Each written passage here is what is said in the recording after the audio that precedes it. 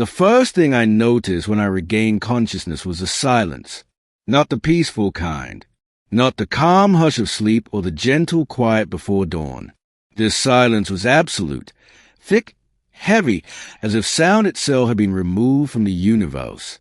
No wind, no hum of machines, no distant echo of life. I opened my eyes. Above me stretched a ceiling of translucent crystal, faintly glowing with soft bands of blue and violet light. Strange constellations pulsed within it, moving slowly, deliberately, as though the ceiling was alive and breathing. I tried to sit up. Pain flared across my chest and down my spine, sharp enough to steal my breath.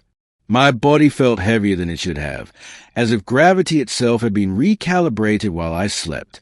I groaned, and the sound startled me. It sounded wrong, thinner, echoing differently in the air. I lifted my hands into view. They were mine, but not exactly. The skin was paler, veins faintly luminescent, glowing softly beneath the surface like starlight trapped in flesh. Thin metallic bands circled my wrists, humming gently with energy. Panic rose in my throat. The last thing I remembered was a mission, the Astrius, the deep space survey beyond the Perseus expanse, uncharted territory, gravitational anomalies, energy readings that shouldn't exist. We'd been sent to observe, not to interfere. Then the light, a sudden cascade of white brilliance engulfing the ship. Alarm screaming, my crew shouting, systems failing one by one. And then, nothing. Easy, a soft voice said. I froze. The voice wasn't human. I turned my head slowly, heart pounding. Standing beside the crystalline bed was a child. She couldn't have been more than 8 or 9 years old in size, though something about her presence suggested far greater age. Her skin shimmered with an opalescent hue, shifting subtly between silver and pale lavender. Large, luminous eyes, golden, flecked with tiny points of light, watched me with unsettling calm. She wore a simple robe that seemed woven from liquid starlight, flowing gently even though the air was still. You were injured, she continued, her tone gentle, almost curious. Your body resisted our environment. My mouth went dry. Where am I? I asked. She tilted her head, studying me as if the question amused her. You are safe, she said. That is what matters. That's not an answer. A faint smile curved her lips. You humans are very attached to names. I pushed myself up slightly, ignoring the pain. Who are you? She stepped closer, her movements graceful and light. I am called Lyra. Lyra, I repeated. And where's he, Lyra? She hesitated. Then she leaned closer, lowering her voice, even though no one else was present. My mother says this place has no human word. A chill ran through me. Your mother? I asked. Lyra's golden eyes met mine. Yes. She studied my face intently, as though searching for something. Then she said the words that changed everything. My mother knows you. Middle. The room felt smaller after she said it. That's impossible, I said automatically. I've never been here before. Lyra didn't argue. She knows you, she repeated. She knew you would come. My heart began to race. That doesn't make sense. I'm a survey officer, not a diplomat, not a scientist of note. No one out here should. She says you have always been part of this, Lyra interrupted calmly. The bands around my wrists pulsed once, softly, as if responding to her words. A door opened soundlessly in the far wall. Light poured in, brighter, deeper, tinged with hues I had no name for. Tall figures passed beyond it, their silhouettes elongated and elegant, their forms shifting subtly like reflections on water. This is a station, Lyra said, a sanctuary between stars. I swung my legs over the edge of the bed. I need to speak to your mother. Lyra nodded. She is waiting. They escorted me through corridors that defied geometry, hallways curved in impossible ways, folding inward and outward simultaneously. Walls shimmered with moving patterns, memories, perhaps, or data streams I couldn't decipher. The beings we passed bowed their heads slightly as Lyra walked by. Not to me, to her.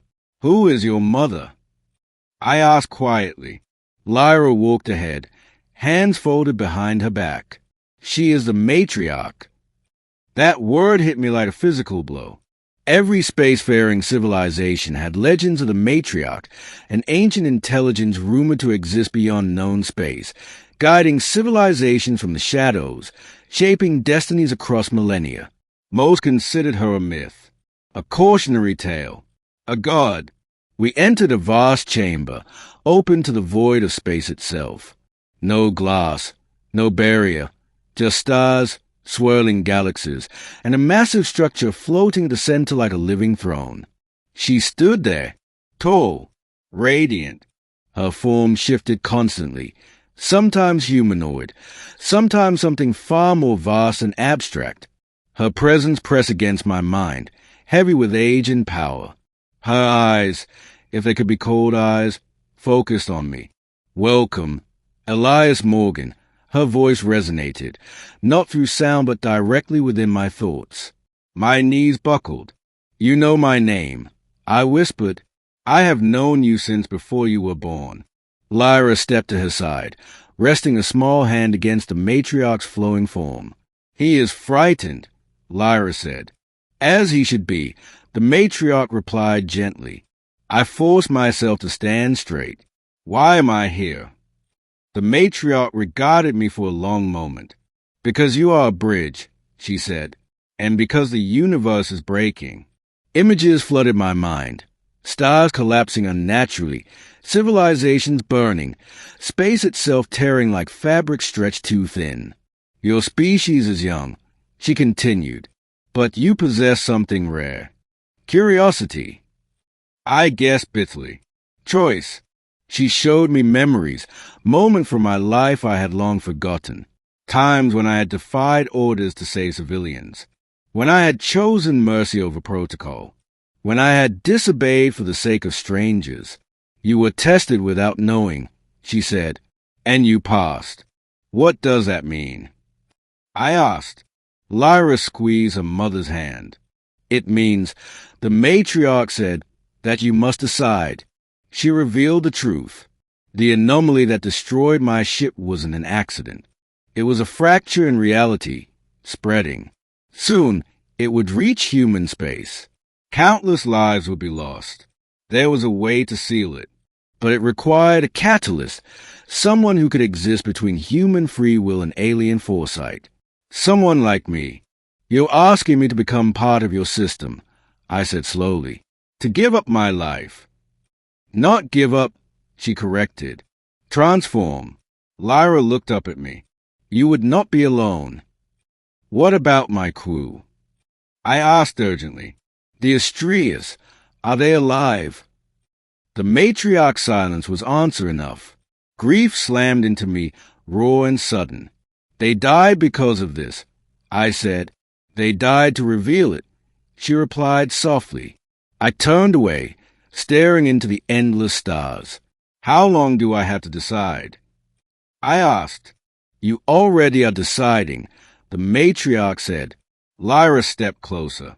"My mother does not lie." I laughed bitterly. "That's easy for gods to say." The matriarch moved closer, her immense presence gentle, almost sorrowful. "I was once not a god," she said. "I was chosen, as you are now. That surprised me. What happened to the one who chose you?" I asked. Her gaze dimmed. "He ceased to be what he was," she said. "But the universe endured." Silence stretched between us. I looked at Lyra, the child who spoke with ancient certainty, who carried hope in her small frame. "What happens if I refuse?" I asked. The matriarch showed me. Worlds burning. Human colonies erased.